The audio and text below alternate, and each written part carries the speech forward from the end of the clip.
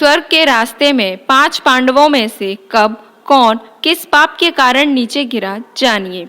महाभारत की युद्ध की समाप्ति के बाद सभी पांडव सशरीर स्वर्ग गए थे। स्वर्ग अर्थात हिमालय के किसी क्षेत्र में जहां इंद्रादि का राज्य था। पांचों पांडव अपना राजपाट परीक्षित को सौंपकर जब स्वर्ग की कठिन यात्रा कर रहे थे, तब इस यात्रा में द्रौपदी भी उनके साथ गई थी। सभी चाहते थे कि हम सशरीर स्वर्ग पहुंचे, परंतु रास्ते में कुछ ऐसा घटा कि एक एक करके पांडव नीचे गिरकर मृत्यु को प्राप्त हो गए। यात्रा के दौरान जब पांडव बद्रीनाथ पहुंचे और वहां से आगे बढ़े, तो सरस्वती नदी के उद्गम स्थल पर नदी को पार करना द्रौपदी के लिए कष्टकर हो गया था। ऐसे समय में भीम ने एक बड़ा सा चट्टान उठाकर नदी के बीच में डाल दिया। द्रौपदी ने इस चट्टान पर चलकर सरस्वती नदी को पार किया था। कहते हैं कि माणा गांव में सरस्वती के उद्गम पर आज भी इस चट्टान को देखा जा सकता है। इसे वर्तमान में भीम पुल कहा जाता है। हालांकि महाभारत की कथा अनुसार पांचों पांडव, द्रौपदी तथा एक कुत्ता आगे चलने लगे। एक जगह द्रौपदी लड़खड़ाकर गिर पड़ी। द्रौपदी को गिरा देख भीम ने युधिष्ठिर से पूछा कि द्रौपदी ने कभी कोई पाप नहीं किया, तो फिर क्या कारण है कि वह नीचे गिर पड़ी। युधिष्ठिर ने कहा, द्रौपदी हम सभी में अर्जुन को अधिक प्रेम करती थी, इसलिए उसके साथ ऐसा हुआ। ऐसा कहकर युधिष्ठिर द्रौपदी को देखे बिना ही आगे बढ़ गए। जनश्रुति के अनुसार स्वर्ग यात्रा के दौरान द्रौपदी भीम का सहारा लेकर चलने लगी, लेकिन द्रौपदी भी ज्यादा दूर नहीं चल पाई और वह भी गिरने लगी। ऐसे समय भीम ने द्रौपदी को संभाला। उस समय द्रौपदी ने कहा, सभी भाइयों में भीम ने ही मुझे सबसे ज्यादा प्यार किया है और मैं अगले जन्म में फिर से भीम की पत्नी बनना चाहूंगी।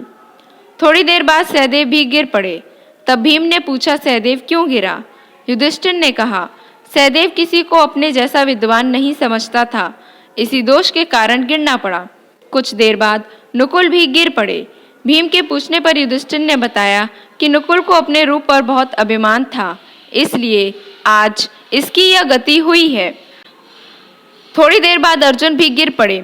युधिष्ठिर ने भीम से कहा, अर्जुन को अपने पराक्रम पर अभिमान था। अर्जुन ने कहा था कि मैं एक ही दिन में शत्रुओं का नाश कर दूंगा, लेकिन ऐसा कर नहीं पाए। अपने अभिमान के कारण ही अर्जुन की आज यह हालत हुई है। ऐसा कहकर युधिष्ठिर आगे बढ़ गए।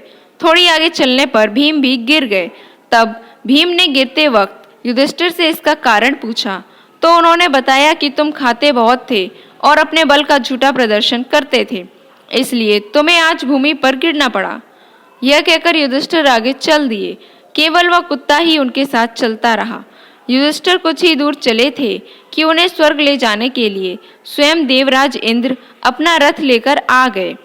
तब युधिष्ठिर ने इंद्र से कहा, मेरे भाई और द्रौपदी मार्ग में ही गिर पड़े हैं, वे भी हमारे साथ चलें, ऐसी व्यवस्था कीजिए। तब इंद्र ने कहा कि वे सभी शरीर त्याग कर पहले ही स्वर्ग पहुंच चुके हैं, लेकिन आप सशरीर स्वर्ग में जाएंगे। इंद्र की बात सुनकर युधिष्ठिर ने कहा कि यह कुत्ता भी मेरे साथ जाएगा, लेकिन इंद्र ने ऐसा करने से मना कर दिया।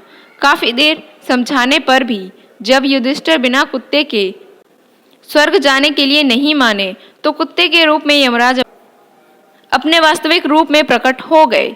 युधिष्ठिर को अपने धर्म में स्थित देखकर यमराज खुश हुए। इसके बाद इंद्र युधिष्ठिर को रथ में बैठाकर स्वर्ग की ओर निकल पड़े।